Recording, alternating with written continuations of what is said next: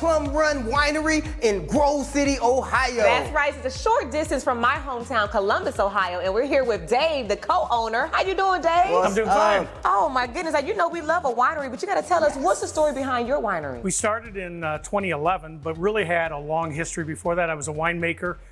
Learned how to make wine from college at Ohio State University. Oh, the Buckeyes. Professor. Yeah, I had the, a professor. Hold on, the Ohio State University. They hadn't put "the" in it yet. Oh, okay. But I learned to make wine there. Made some wine at home. Eventually had a farm. Had 3.5 acres of grapes, and so my wife and I opened this winery. And then We have something in common, and I'll tell you this: we both learned about wine at college. Here we go. Me, not at the Ohio State, but at the Kent State University. I was in wine tasting, as everyone already knows. And I don't want to like shameless plug. toot my own horn, but I just kind of learned about wine on my own, if you know what I mean.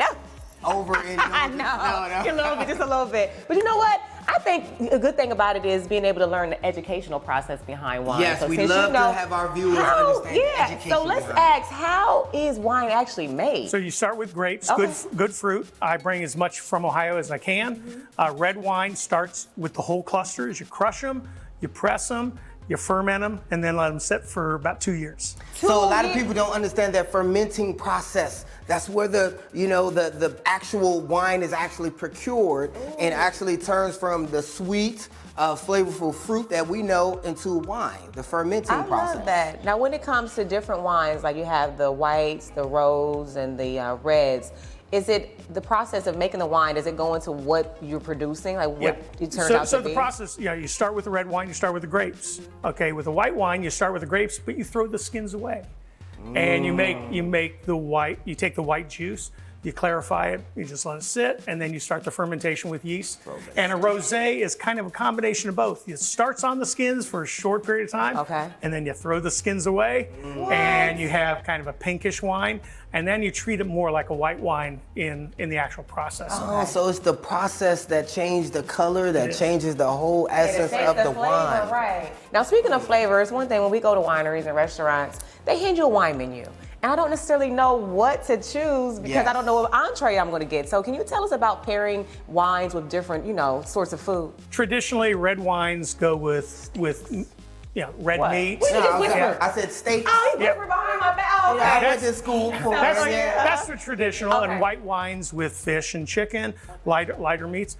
As a winemaker, I always say, if you like the wine, you like the food, and it goes together in your mind, why not? That's all that matters. That's all that matters. Break the tradition, do what is best for you. Right. Well, speaking of wines, since we're here at Plum Run, you got anything we can try? Well, for you, I brought a Riesling that was grown in Ohio. How'd you know I like sweet? And I also brought Sweet Surrender, our Moscato style. Okay, Surrender. I do like, which one's sweeter? Surrender. Sweet Surrender. Okay, let me try some Sweet Surrender. Surrender to that now. You know me already, right? Hold on now, Dad. You gonna pull her one, you gonna have to get me up next. Josh was a little something too. I need something. Can I just say, Dave, I like the fact that you didn't mention in the winemaking process that you were like out back stepping on grapes with your bare feet. No, we have a machine that does that. Okay. I was about to say, they got machines that Before I sip this, right? What are you pulling? I'm pouring for you Scioto Red. It's our #1 selling wine. Grown in Ohio, it's Concord Niagara grapes.